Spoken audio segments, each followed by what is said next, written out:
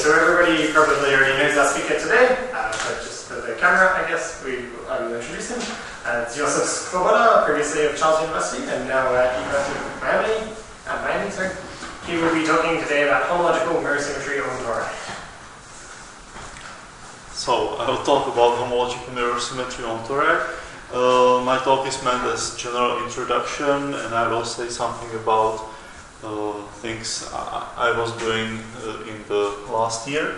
So the plan is first introduce classical homological mirror symmetry for Calabi-Yau threefolds.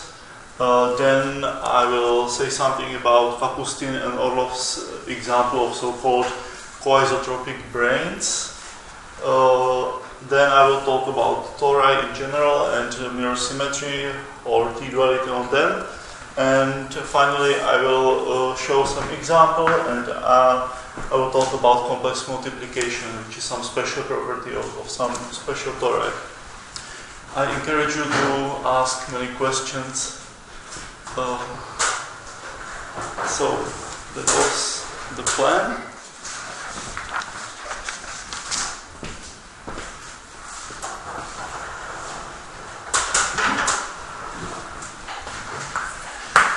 So, I would say classical mirror symmetry.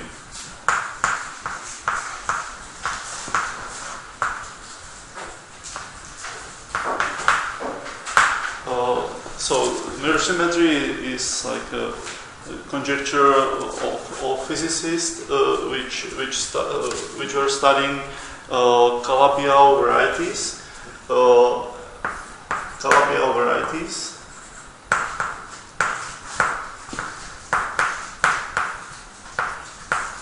More precisely, a pair of Calabi-Yau varieties. So, of complex dimension 3.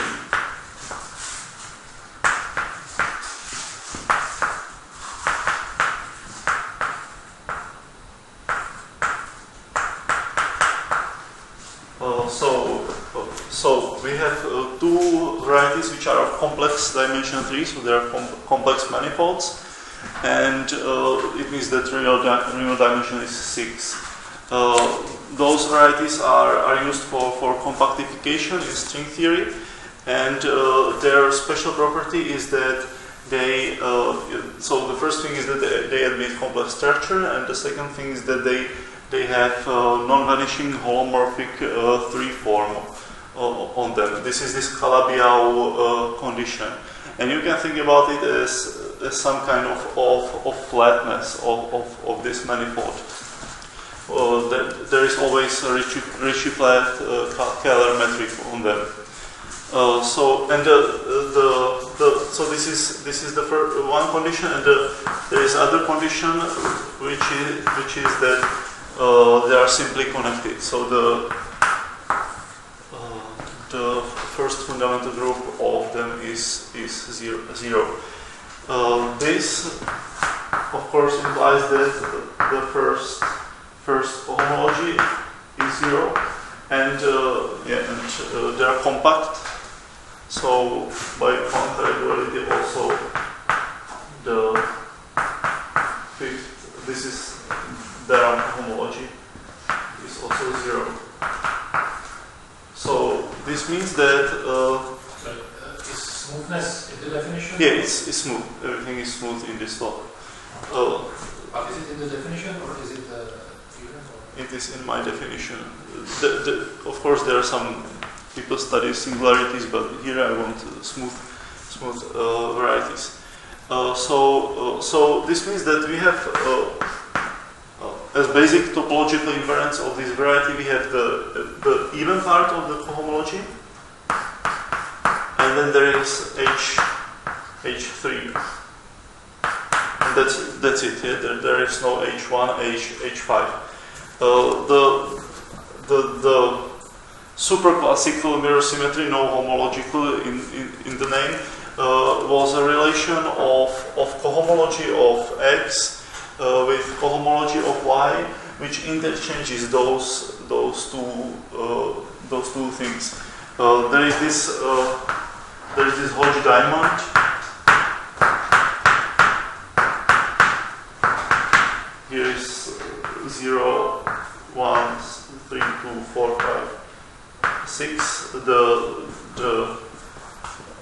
degree of cohomology, and for example, the first cohomology splits into the holomorphic and anti-holomorphic part, and then it splits to 2, 0, 1, 1 and 0, 2 forms, like depending on the complex structure.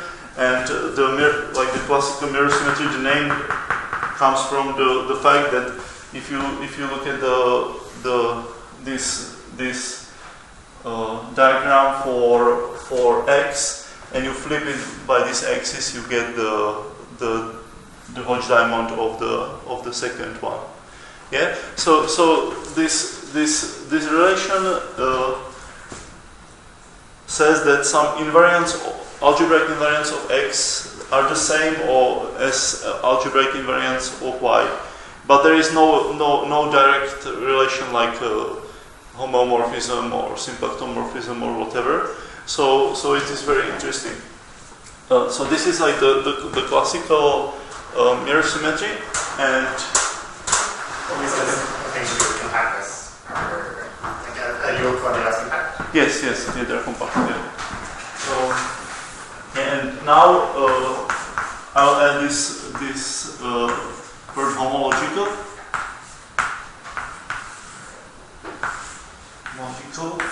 Mirror symmetry. This is conjecture by Koncevich.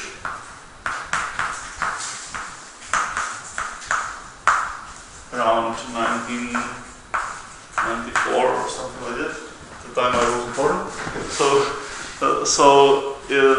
Koncevich found out that both the thing is the Calabi-Yau varieties are Kähler varieties, so they have both complex and symplectic structure, which are related. Yeah, they are compatible. So his view was that actually on one of them there is only the complex structure is the thing which matters, and on the other one there is the symplectic structure is what matters. So some of the invariants on X are actually not dependent on the symplectic structure, and on the other hand, the invariants of Y are not dependent on complex structure. For example, there are interesting invariants called Gromov-Witten invariants, which count curves on one of them, and they are not dependent on complex structure. You can change it slightly, and they are still the same. The numbers are the same. So his conjecture says that for X, we will form a new algebraic invariants, which are complex. Okay, so X will be our complex manifold. So there is a complex structure, and the invariants we assign to X are complex coherent sheaves.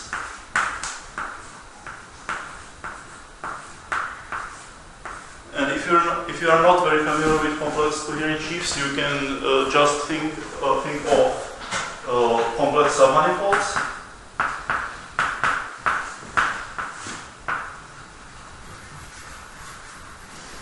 Submanifolds and, for example, holomorphic line bundles. Holomorphic line bundles. So this is all analytic, right? Not algebraic.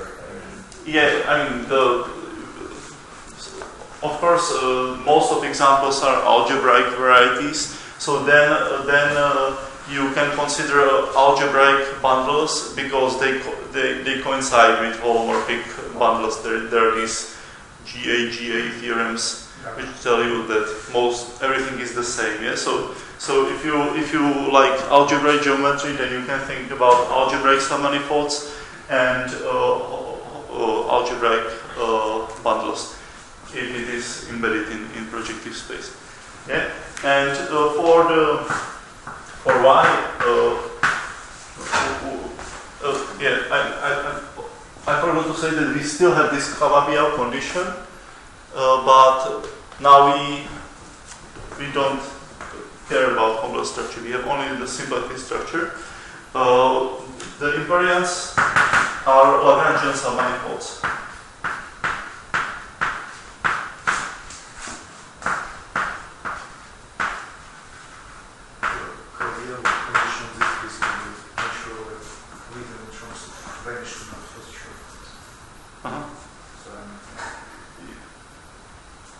Yeah, so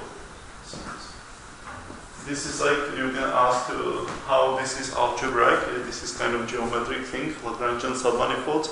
But the point is that both coherent sheaves and Lagrangian submanifolds actually form a huge algebraic structure, which is a category. Between sheaves we have homes of sheaves, or more generally we have X of sheaves, like the derived functors. So for every pair of sheaves, we have a group of morphisms. So now you refer to the like categorical home, not the sheaf home. No, categorical. Okay. Yeah.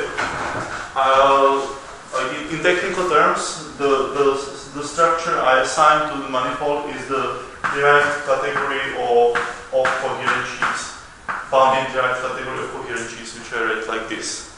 So this derived thing is just that we kind of say that two sheaves are the same if they have same cohomology, yeah, something like this, very roughly. So this is more or less technical thing that we consider this derived category, but the important thing is that we have some geometrical objects and we consider morphisms between them, which are home for X groups. And here in the symplectic side we consider Lagrangian submanifolds, and between them there are those Floer homology groups.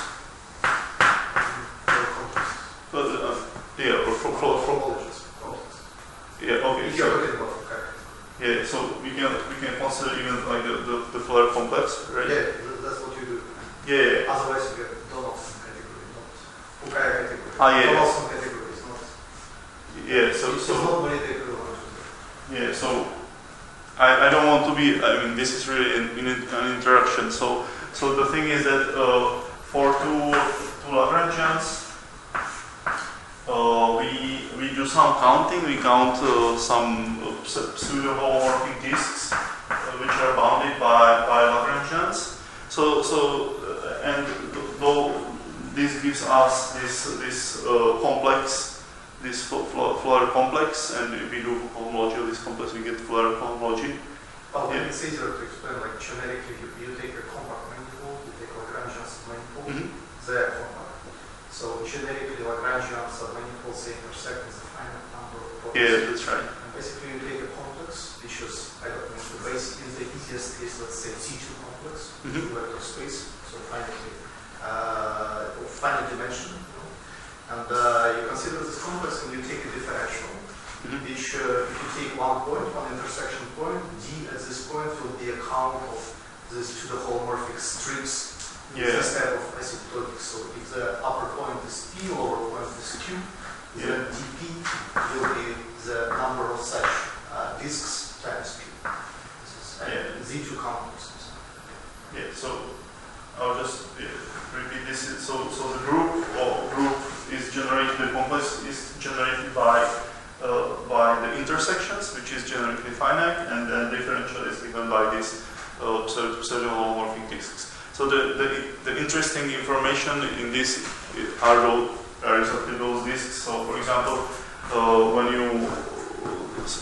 this is exactly related to this Gromov-Witten invariance, to counting some maps into the manifold, and the maps are here such that the bound. Yeah, this is like you can think about it as an open string which has some boundary, and the boundary is sent to Lagrangian submanifold. So in string terminology, Lagrangians are branes, and this is an open string with boundary in those branes.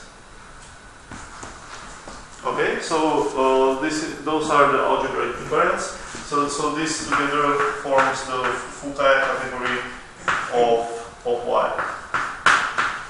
Yeah. So there is a way from this certain term, but there is a simple way to say why it's actually algebraic. So even though you consider like geometric objects, but this category can be related. Namely, there is a full facial number. This category to the category of so-called twisted complexes. Yes. So So at the end of the day, you really work with, even though like everything is geometric at this point, you really work with just complexes where you can do different type of things, just like complete algebras.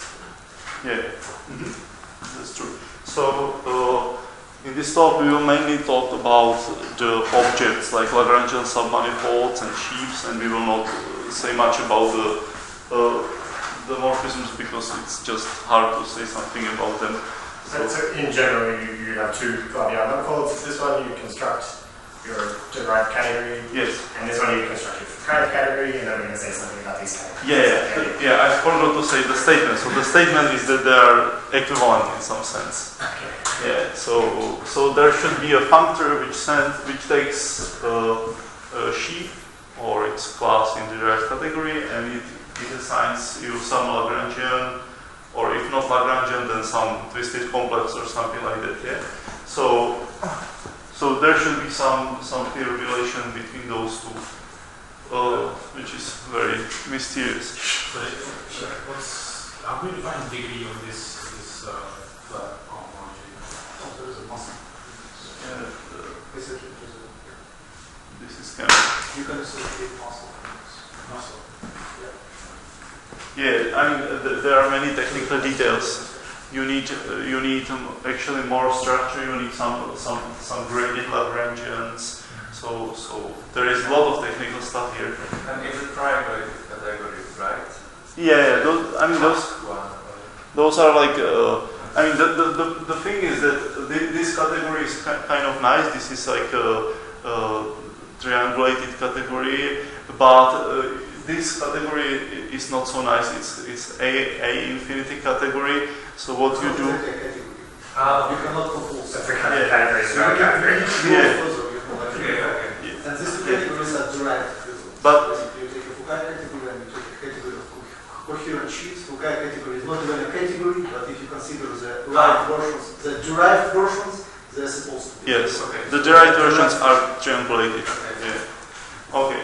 So I'll draw one more diagram. Yeah. So the slogan for this is that complex geometry of X is related to symplectic geometry of Y in a complicated way. Sorry, did you say this was a conjecture? Yeah, this is a conjecture. This is a conjecture, which means that it is proved for real two-dimensional tori, which means elliptic curve, yeah, which is very, very basic, and this is like more or less it. Yeah, there are many. I mean, It's proven for case surface. Yeah. It's proven for some. I mean, for some particular cases, it's proven. It's still a conjecture. The next thing I will say is that there are some issues. So it's very hard to say when it is really proven, because it depends how you define the Fukaya stuff. Yeah, and it's there is a lot of papers about it. There's like a lot of cases which were studied and proved to some extent. Well, my problem is that what do you mean by, if you consider just Lagrangians or manifolds, then there is no way to define the Foucault category. There is no way to define the four homologies, this type of stuff. So in general, you need to get some conditions for these Lagrangians. In particular, the most basic, the easiest case, if you consider exact Lagrangians, then everything works more or less. Then there is a case when you consider monotone Lagrangians, then it's almost also done. And then there are some Lagrangians that are really bad, so whatever you do, whenever you try to define the polar theory, it will simply not work. And d squared will not be equal to 0, so there is no way to make it work. So this is the issue. Okay, so let's continue. So I said in the name that this will be about tori. So for tori, we have this case which is understood. This is this two-dimensional, and there is also a paper about the product of two elliptic curves. But in general, this is a very hard question. So I will draw a diagram like this. So we have this derived category of sheaves. Then there is this magical homological mirror symmetry which goes to Fukaya, or derived Fukaya category of Y. And then there is another story which is much easier to understand, which is the cohomology of x and cohomology of y. And here we have this T-duality map, which was the topic of Mark's talk. So here we have the topological T-duality. And here there is a relation, there is a Chern character map, which assigns you a cohomology class for a given submanifold or a sheaf or vector bundle. And here, in this Delabial case, where we have only the third cohomology, or the odd cohomology is just the third. This is just Poincare duo.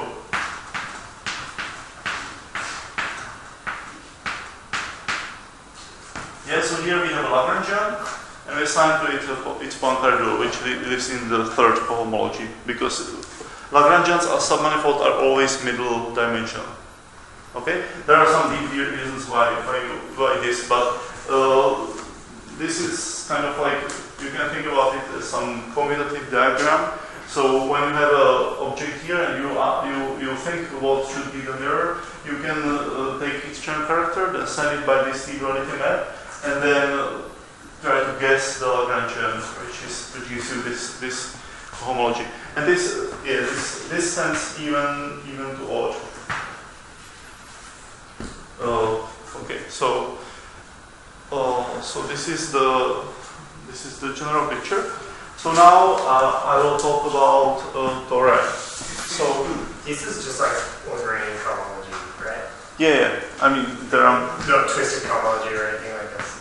No, it's not here. I mean, I will say more about this. Yeah. So let's X be a complex torus.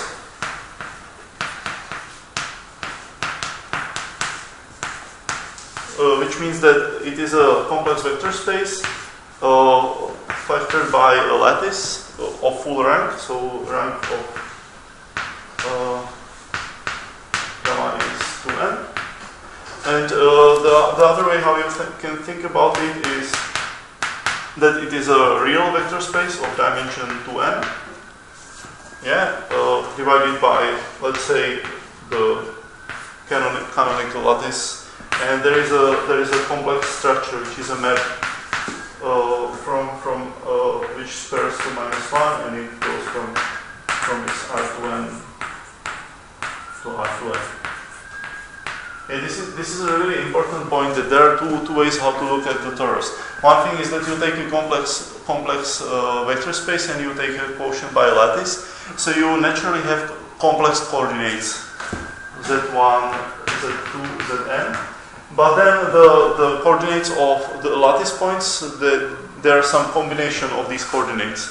Yeah, and the other point is that you can fix like the integral coordinates, the coordinates of the lattice, but then the complex structure which tells you what is a multiplication by I is some ugly matrix in terms of these lattice coordinates.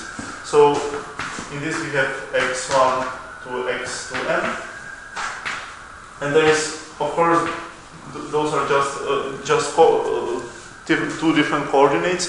So there is a matrix which translates this to this, which is called period matrix.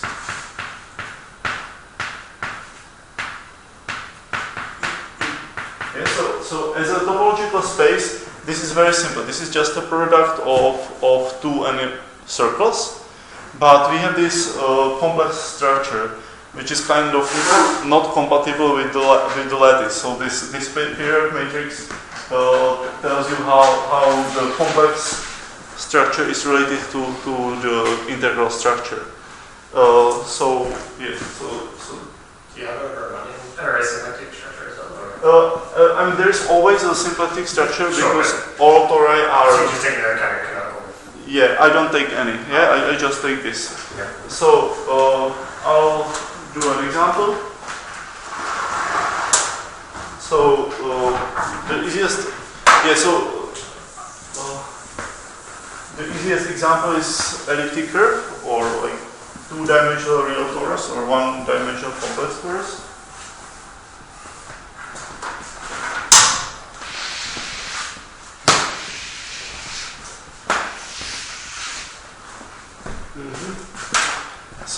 So X would be just C over lattice which is generated by 1 and some tau.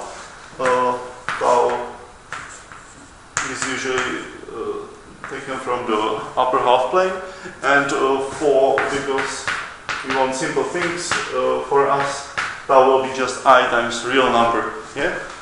In physics, this means that it means that on the symplectic side there is no B field, which is nice. So the torus actually looks like this. Yeah, there is a R2 with coordinates x1, x2, and there is this lattice which is generated by 1 and I tau. So this is the torus. It is in algebraic geometry. This is an analytic curve. Okay, so this is always algebraic. How does the cohomology looks like?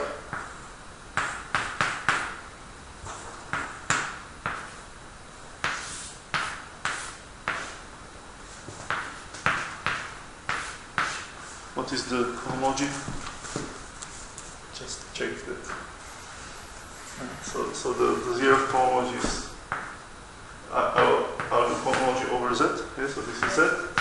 This is Z squared. Yeah, because there are two circles like this one, and then finally there's Z by Poincare duality.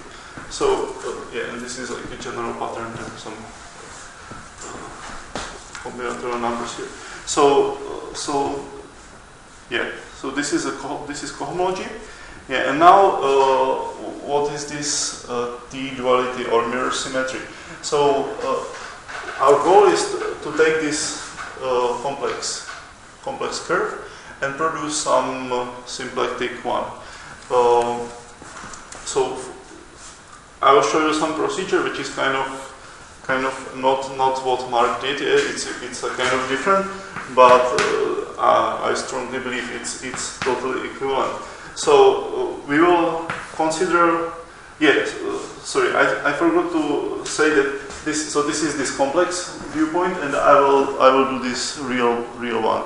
So for me, this will just be R squared mod Z squared, and I need this matrix of complex multiplication, or complex structure, which is just 0 minus T 1 over T 0.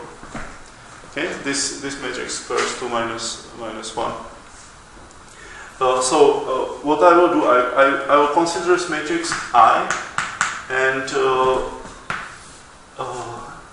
so this acts on the tangent bundle, which is trivialized for torus. It is just like R squared, and so there is this a joint map which acts on the cotangent space.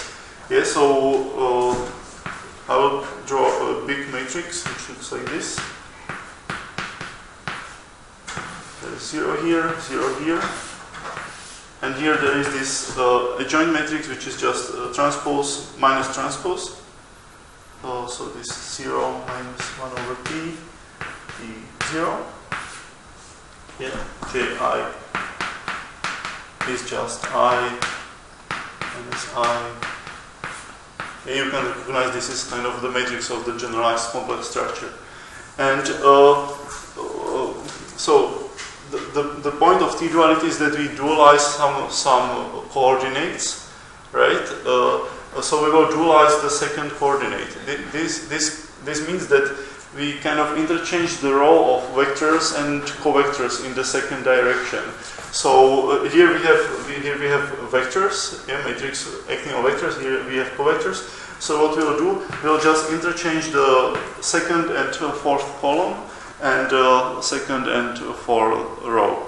Yeah. So this is this strange procedure, and we will obtain some J omega, which looks like this.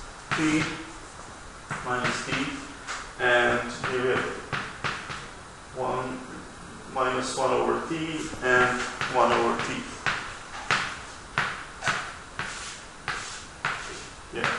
And then we will just, so this is 0, we will just take this part and we will call it omega. So this means that j omega is of the form omega minus 1. This is again kind of standard way how to do the generalized complex structure of omega, but this is not so important for us. So this is the procedure how we start with a complex structure, and we will obtain omega on, this is again torus, which is just R2 mod Z2, but now we have some matrix. You see that it is in the lower left corner, so it means that it eats tangent vectors, which are kind of here, and it gives you some covectors. So now it doesn't go from tangent to tangent, but it goes from tangent to cotangent. So it is a symplectic form. So omega is just 1 over t dy1, which dy2, where I call y1, y2 the canonical coordinates on R2 mod Z2. Okay, so this might seem like a little bit strange. Yeah, I took a big matrix, then I changed some rows and columns. Is there some difference between y and x you could define before? Sorry, between y and you x? When you coordinate y and yeah. A priori it's a different space. Yeah, a priori topologically it's completely the same space, but here we have a quite different structure. We have a symplectic form, which we make by a strange procedure. But basically they are the same. Well, yeah. In this case, yes, but more generally, like maybe more generally, exchanges or something. So more generally, there could be some surprises if we consider some non-trivial edge flux on one side and we get some non-trivial vibration on this side. So physically, maybe these coordinates are representing momentum modes, and the other ones on their represent position modes, and so you don't go ahead that necessarily. Yeah. It's 1 over t, right? It's not 1 over tau. 1 over t, yeah. So let's make an agreement. I wrote tau only here, and then everything is t. Yeah. The problem is that it looks very similar. So everything is t, or you always understand whether it is like a real or purely imaginary number.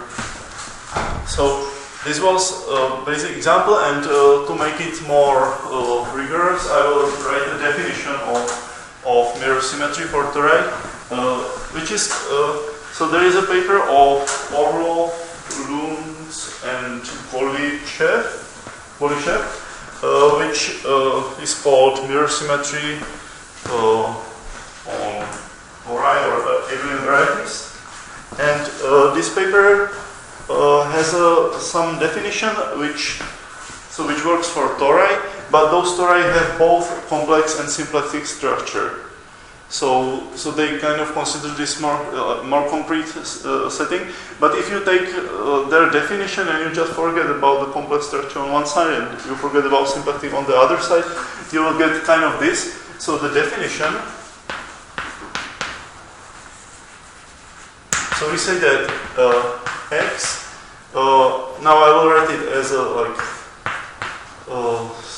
in terms of just a vector space and a lattice. So Vx gamma x and y, which is Vy or gamma y, are mirror symmetric.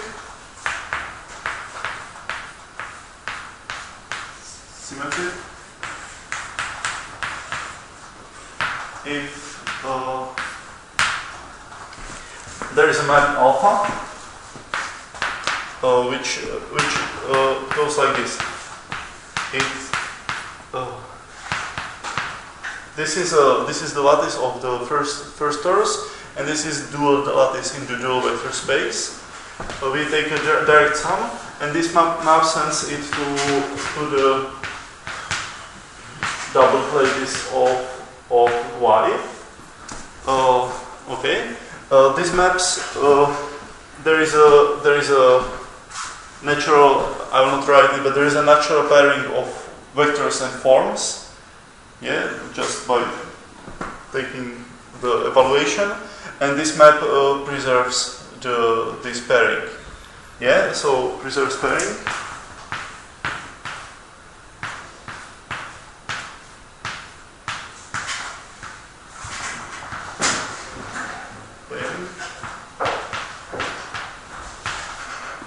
And now we have to relate the complex and symplectic structure. So we take the extension of alpha to those real vector spaces, and if we first apply this big matrix Ji, yeah, which is well defined on the vector space V, or like on the V plus V dual. Then we apply this map, or we first apply the map, and then we apply this, then this commutes. Okay, so this is the definition of two tori being mirror symmetric in some, like, there is no homological mirror symmetry here. Yeah, this is just like a guess which tori should be related in this way, and after that we can try to do some homological mirror symmetry to relate the categories. So I think also if you have this, and it's exactly what I was talking about in terms of the geometry, because if you have like a selected structure and a complex structure, you can construct a Riemannian metric from that. And if they're related by this procedure, then it's the same. They're related by the Yeah. At least the tori. I believe so. Yeah. This is like a way how to write it very clearly in a mathematical way. So now we can just take two tori which satisfy this condition, and we can study homological mirror symmetry. Of course, for a given x, there can be many different y. Yeah, and this is like related to the fact that I mean, in homological symmetry, you have this dbx.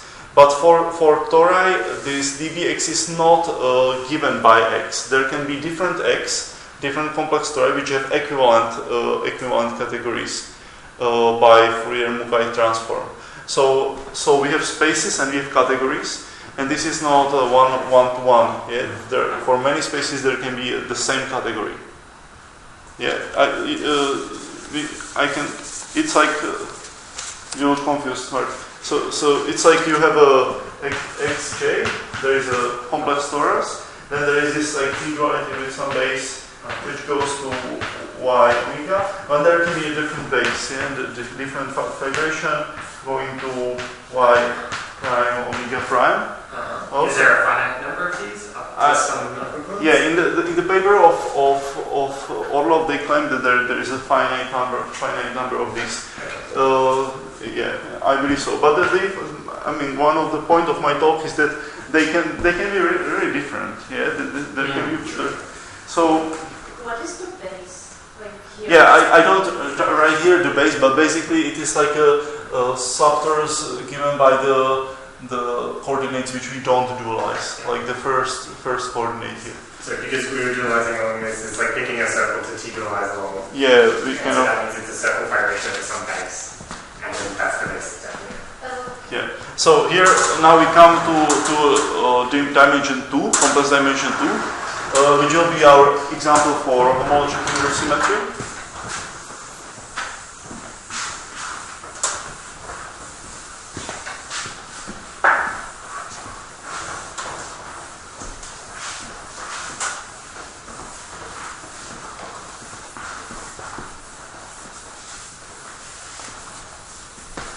So in dimension 2, this is the dimension where some surprises occur, because there is a paper of Kapustin and Orlov which tells us that if homological mirror symmetry is true, then Lagrangians are not enough. There must be some new things. So example, n equals 2. Can you read it? Is it fine? It's kind of probably I should.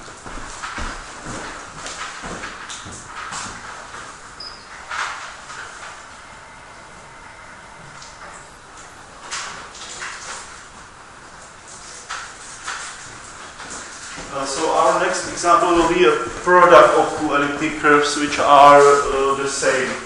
So we just basically take an elliptic curve and we square it.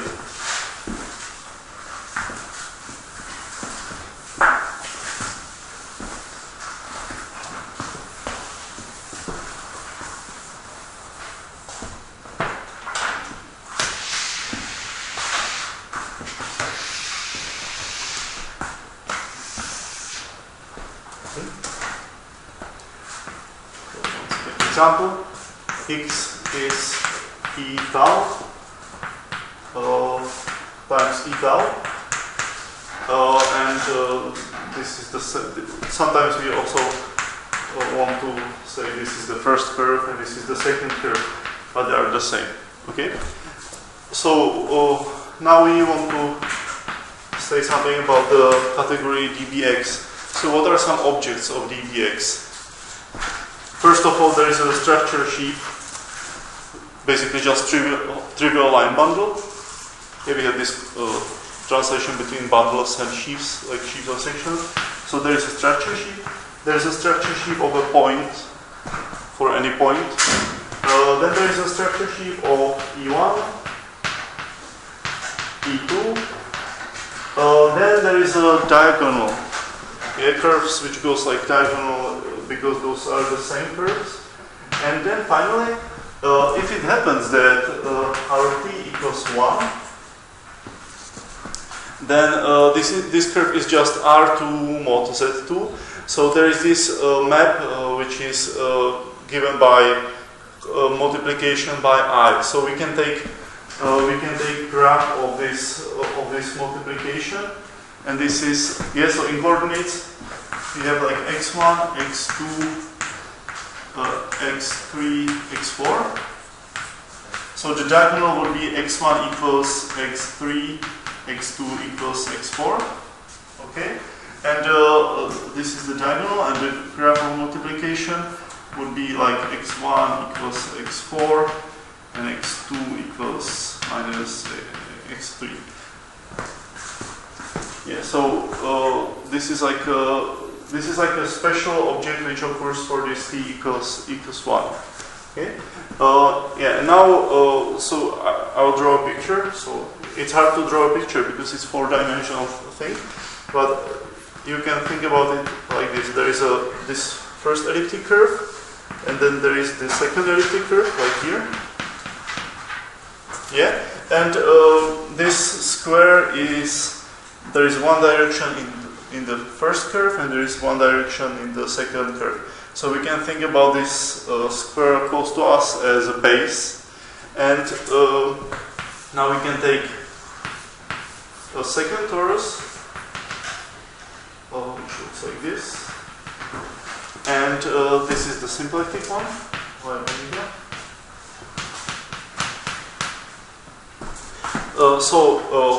How does the mirror symmetry, homologic mirror symmetry work? So the base was one of the elliptic curves, or No.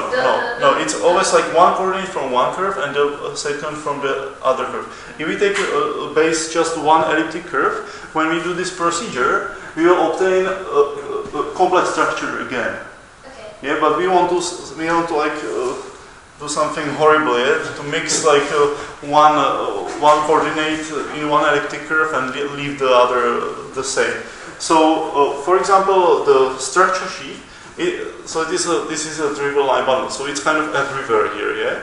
So the way how we do this procedure, this is very informal, is that we see that the projection to the base is the whole base.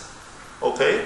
And then because it's kind of everywhere, and we dualize fibers, so if there is like a full fiber here, then there will be no fiber here. So the structure sheet it goes to the base of the fibration, which is Lagrangian. Yeah, so it's fine. We send it to some Lagrangian. Then there will be a structure sheet of a point. So here there is a point here. So the point, it is kind of over a point in the base, yeah. So it will also be over a point in the base, but there is no fiber here, so it will get dualized to full fiber here. So OP goes to fiber. Yeah.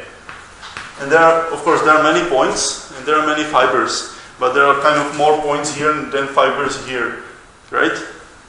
So this is one of the technical things that to make it really like work is that here we want to take fiber, which is Lagrangian, together with a local system on it. Yeah, so that the moduli spaces are really the same. This is this SYZ mirror symmetry. So it's like already fixing a vibration and then looking at the values of that particular vibration. Yeah. And then we have these interesting structure sheaves, which are the same as line bundles in the Picard group. So this OE1. So you can guess what is it. So this is the elliptic curve. So we have this one circle in the base, so we leave it, and then we have this one circle in the fiber, and this will so the image will be like there will be this circle will be left, but there will be the second circle because we dualize the fiber. So it will be something which lies half in the fiber and half in the base. The same like the elliptic curve. Okay? So I'm completely lost. Right? What are you doing actually?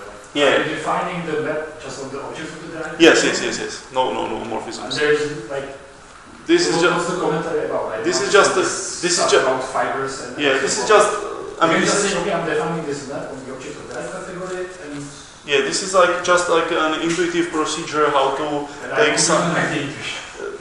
I mean, it's not very intuitive because this is a very complicated relation, yeah. So, but one way how you can make it precise is that you have an object here. You can take its Chern character. You can send it by the map, yeah, and then you can ask which Lagrangians have this as Chern character, and pick one, yeah. I won't do it here, but so this goes to some product of two circles. The same with the second elliptic curve. And the interesting thing is this the graph of the complex multiplication, because when you do this Chern character, then you go to the other side, you will end up not in the second cohomology, but there will be a part in the 0th, 2nd, and 4th cohomology. So this is like very strange because this is definitely not a Poincaré rule of a Lagrangian. On the cohomology? Yeah, so I can, so for example, I didn't say it yet.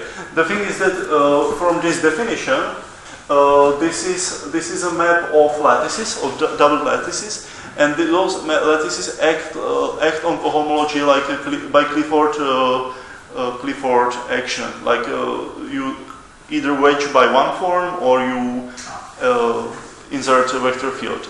And this isomorphism of Clifford algebras gives you an isomorphism of cohomology. This is one way how to see it. There is other way. On elliptic curves, it looks like this. You send 1 to y1, let's say. Then you have x2 goes to y1, y2. Then you have x1. This goes to 1, and then you have x1 wedge x2. This goes to what is that? y2. So this is for elliptic curve, just 2 dimensions. So it sends even to odd and odd to even. But here we have dimension, real dimension 4. So it sends even to even. Yeah. But the point is that here we have something in the case of the original Calabi-Yau, there is no h1, there is no h5. But here we have non-trivial h0, h2, h4, and what happens is that we take an object here, we take its Chern character, we send it, and suddenly it's not in the second cohomology. So the traditional mirror symmetry cannot work in this way. So this is the example of Kapustin and Orlov, and when I was reading this paper, the puzzling point for me was that. Why this complex multiplication? Why this special torus and this special object? And my observation was that it is actually not like this. This is not this special brane, which is called those objects are sometimes called brains from the physics. This is not a property of some special symplectic torus, because we can start. So we can start with e tau with any t instead of t equals 1. So then we don't have this special object. But what we can do, we can take a different vibration. Here we dualize. I didn't say this, but to make this work, to get this, we dualize, let's say, x2 and x4. Okay, but we can dualize x1 and x4 instead. Yeah, and then the role of those two guys, delta, the diagonal, and the special divisor, it's swapped. So it means that now the Chern character of the diagonal goes to coisotropic thing. So it means that it's not like that there is a special point in moduli of complex structures, but actually for many of them you can find things like this. So this is kind of for me it's kind of serious issue that for many complex tori you can find this coisotropic brane on the other side. How much time do I have? 10 minutes. 10 minutes. Okay. So. Roughly speaking, you can see many things there, but sometimes they can be algebraic the same. For example, you can consider bigger categories where you don't just take Lagrangians, but you consider also coisotropic solutions. Then it's a slightly more complicated story, but I think, if I'm not mistaken, at least in some cases it's proven that the category dead it will be equivalent to the original one, so you cannot actually get more information out of it. I never heard about any proof of this. Okay, so there, I need to check what I'm saying. Yeah, but yes.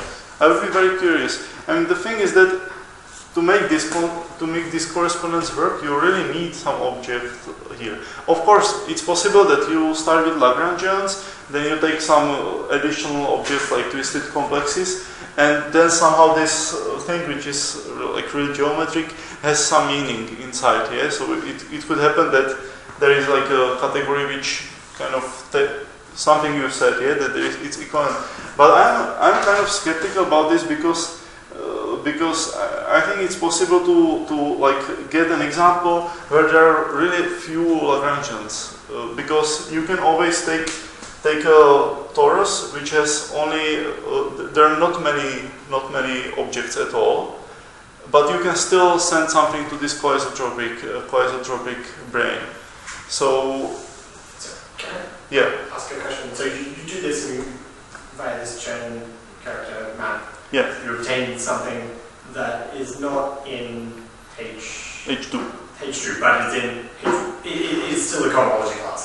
It's a mixed cohomology class, like x0 plus x2 plus x4. And it's closed on the nose. Yeah. No. It's actually in this case. It actually happens that it is it's a Chern character of some line bundle. And Kapustin and Orlov have some they kind of study this line bundle, and they say that the coisotropic brane is something which is supported on the whole space, but there is some additional structure like this line bundle, and there is also its curvature which is given by this Chern. So there is some more structure. But again, what they do, they use some physics arguments for this to work, and I'm kind of skeptical about this because it seems to me like when you on this complex side, you start with so first people started with complex submanifolds like branes. Then they noticed that there should be vector bundles on them, right? then they notice that it actually only matters about the K theory class, and they finally they found out that there should be a derived category objects there. Yes, like this. And I'm not sure where this their physics consideration where they are. Whether it is like a line bundle level or whether it is a derived category level. It's somewhere between. It's not completely general. Obviously, I mean, sometimes what happens is, so for me it's easier to talk about the symplectic size. Yeah. The symplectic side, let's say, it's possible to have a situation when you have I don't know, very basic, very simple generators of the category. There are just a few Lagrangians that generate. Mm-hmm. But the whole category is actually huge because you can, I mean, if you see Lagrangians as complexes, mm-hmm. you can start doing operations with it. Yeah. Particularly, you can take making tori and doing this type of stuff. So I'm not saying that I know how to prove it, that I really need to check what I'm saying, like when it's known and when it's not known. But I mean, sometimes like you can have generators that are Lagrangians, but this making tori mm-hmm. that appear there, they could have geometric meaning as well. They are not associated, they are not related to the Lagrangians, but they have some slightly different. Yeah. That's what I'm trying to say. I understand, yeah. But even if it is the case, yeah, that you can construct them from the Lagrangians, it is interesting question how to do this and what is the geometric meaning of this object. But I'm a little confused about what's wrong. What's wrong with this? What's the problem? If we're doing normal geometric physics ET duality, yeah. This is, I'm not even clear what this is saying. Is it saying that we have one brain configuration on one side, and then when we t-dualize, we get a superposition of brain configurations on the other? Is that? It's like, I mean, here you have the brains which can have like dimension 2, 4, 0 to 4, right? Yeah.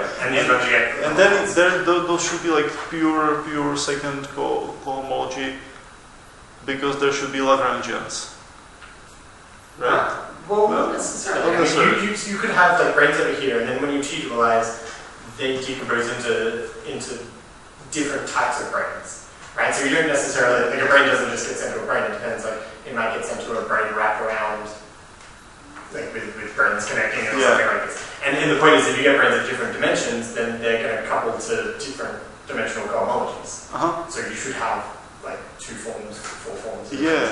So like from a physics perspective, I mean, this seems reasonable to me. Yeah, I mean, it is just what happens. Yeah, I don't see this as a bad thing. Yeah, I mean, that's true. I mean, what I say is that, or what Kapustinov say, that there is not just like a simple correspondence which would have only Lagrangians on this side and all complex. Right, yes, okay, that's right. Yeah, okay. Okay, yeah, cool. Yeah, so.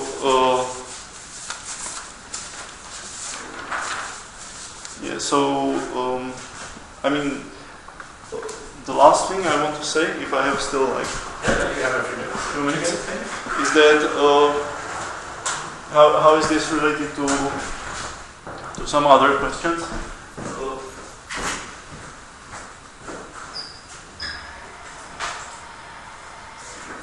So the important thing about this object which is sent to this quasi-tropic brain is that it is a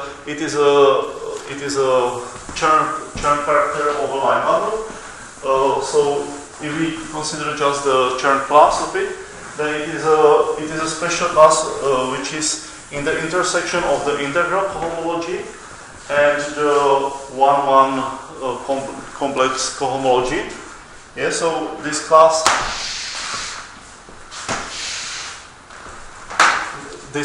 here, now I will only talk about cohomology. So this class gamma lives in the H11 intersection with HXZ. This is part of the so-called Hodge ring. Yeah, this is like in the middle of the Hodge diamond, and it is also integral. This rank of this group can be anything between 0 and 4. 4 is for the product of two elliptic curves with complex multiplication, and 0 is for like a completely arbitrary generic torus. So my point is that whenever I have some element like this, so it means that I'm in this case at least one. Yeah, so it's not a generic case, but still it's kind of there are many examples. We can always, so there is a lemma from Griffiths and Harris that we can always find the coordinates of the torus such that this is written as something like this.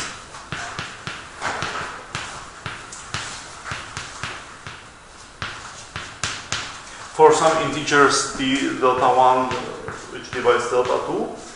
And yeah, so we can always find coordinates so that this is simple like this.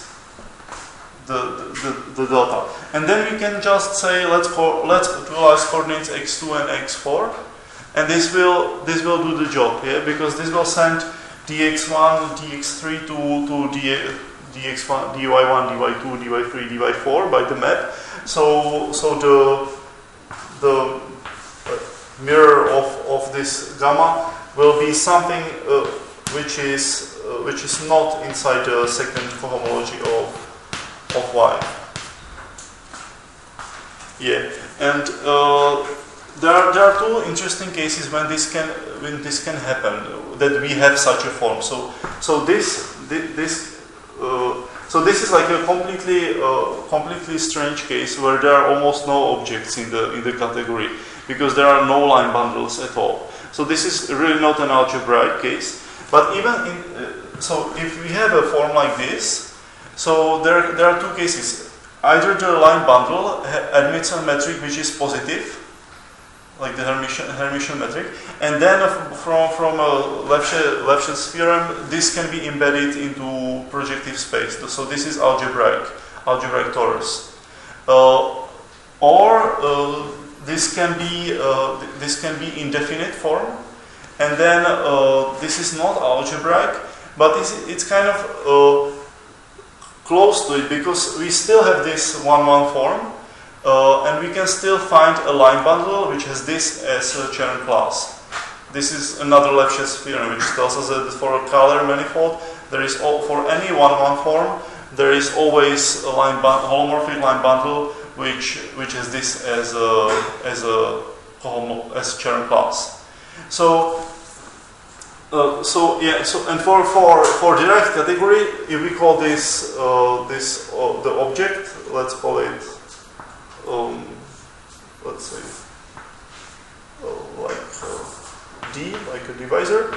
Okay, so this Chern of D, or first Chern class of this is this. So if we take structure sheaf, or I call it OD, like a structure sheaf of some divisor. So if we take all the homomorphisms from the structure sheaf to this structure sheaf of the divisor, there are many morphisms. The rank of this group is a product of these two numbers. Okay, so if both those are 1, then there is like exactly one curve. So those morphisms geometrically mean that there are really some curves, which are like. If you take a section of line bundle, then there is a zero like solutions or when the section is 0, and those are some curves. So this tells you some like dimension of the space of curves. But if this is indefinite line bundle, then there are no morphisms.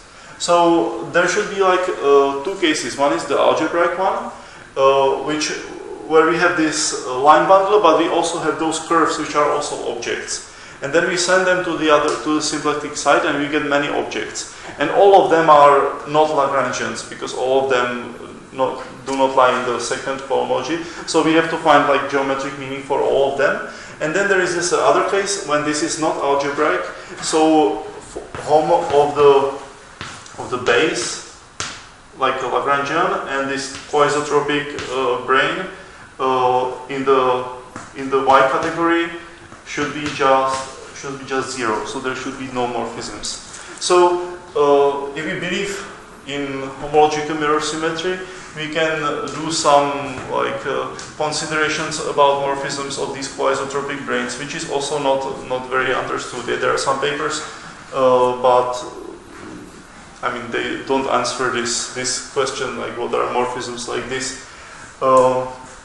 Yeah, and so the last point is that if we go to higher dimension, to complex dimension 4, there are those interesting examples of Y tori, which may provide a counterexample for a Hodge conjecture. So those are some cohomology classes in some very specific torus, which are not known if there is a bundle or a submanifold which represents those cohomology classes. And it might be very interesting to try to take these examples and send it to the symplectic side and try to formulate this Hodge conjecture in this setting. So, and I personally believe that this, like, if we understand the geometry of quasi-tropic brane, it could give us something interesting about this. So, thank you for your attention.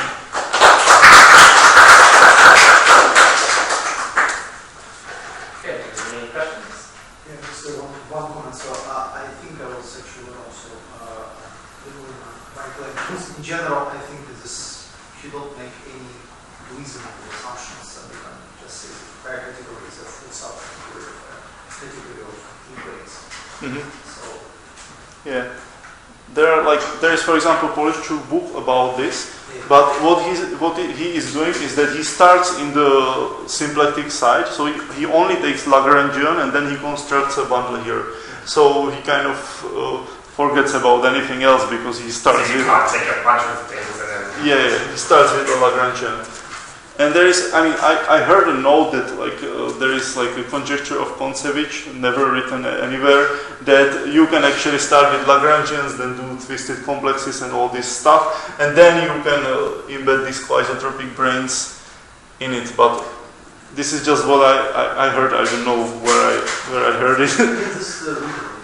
Yes, this is a rumor. I'm not a real expert on homological mirror symmetry, but yeah. So some people claim that the category inside with some whatever conditions. So I mean, sometimes you consider not just embedded Lagrangians, you can consider inverse Lagrangians, for example. Mm-hmm. And like when you make right restrictions, like the normal formulation of the category should be enough. Yeah. That's a rumor I heard. Yeah. I mean, that's a rumor I heard too, but after like studying this for 1 year, I'm kind of skeptical about it. But of course, I have no idea. Yeah. So right at the start, you were talking about kind of coming from physics. You have this mirror symmetry notion, and then the homological mirror symmetry says that derived categories in some sense equivalent to your Fukaya. Why? Why? Why would someone conjecture that? Like that seems like okay. I know that roughly complex and symplectic structures are interchanged under this kind of duality. How does that then progress to like where does derived categories? How do I naturally jump from this to that? From this to so the derived category is naturally kind of from physics. I think there were this series of paper of different people who started with like taking just a brane as a complex submanifold, but then you add a vector bundle which has some meaning, and then you actually there is only this K theory class, and there is actually, so it's kind of like the invariance of these branes. Yeah. So this I think comes from physics, and then this relation with Lagrangians, I don't know. This is like an invention of Kontsevich. I think he was motivated by the elliptic curve case, where this is already like a kind of interesting statement. I mean, I didn't prepare this, but there is this. You have some like if you have a elliptic curve, this is just a two-dimensional torus, and if you take like some three Lagrangians like this, then there you can like do many of them, and this will kind of like repeat like this. So there will be actually like many holomorphic strips between those three Lagrangians. I was talking about morphisms, which are between two Lagrangians, but this is this A infinity category, so there are higher morphisms between 3 of them and 4 of them. So if you take those three Lagrangians, so the morphisms, the way how you count it, the differential is that you take all these infinite sequence of triangles, and when you do it, you will get like the resulting number is like a very interesting number. It's a sum of the infinite sequence of some numbers, and this homological mirror symmetry predicts, or maybe it's better to say explains some like really like relations between numbers. One is like values of some theta function, like a function of the complex torus, and one is like some infinite series which is coming from this symplectic geometry. So I guess it started with like the usual mirror symmetry, which is like mainly like relation of between like a number of curves or something like this, and some integrals in complex geometry, and then somehow just kind of got generalized to the point where, and then like you keep adding adjectives until it's right. Like it's not a category; it's a derived category. It's I consider that for symplectic geometry, why it's interesting because somehow finding Lagrangians is an extremely complicated task. Like on a symplectic manifold, even for the very basic one, I don't know. Like we still don't know the classification of the monotone guys. I don't know on the complex space. So there is a conjecture that there is Clifford torus and Chicano torus, and it's still a conjecture, and there's all the techniques, And sometimes you can actually see something. You can see the corresponding guys. You can actually see something interesting on the symplectic side coming from the complex side. So from this perspective, it's interesting, right? At least for symplectic geometries. So it provides sometimes algebraic geometry gives you more answers that you can get actually with the symplectic geometry. Because homomorphic techniques are quite complicated to deal with. Yeah.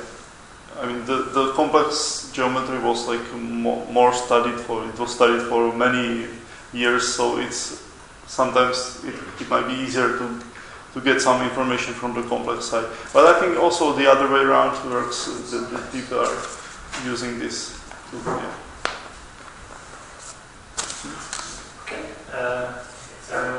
Maybe I will have a rather meta question. As you showed, there are great deal of unexplored space in this topic.